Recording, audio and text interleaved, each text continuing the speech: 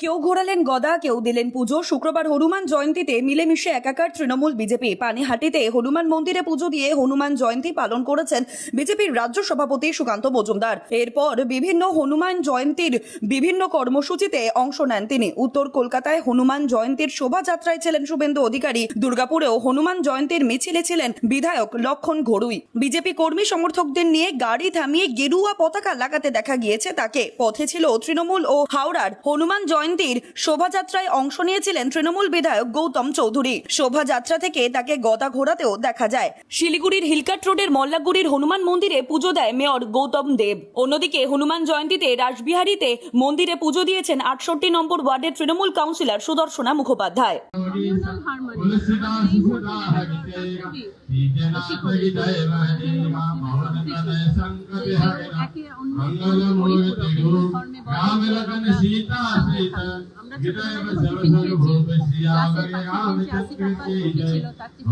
আমরা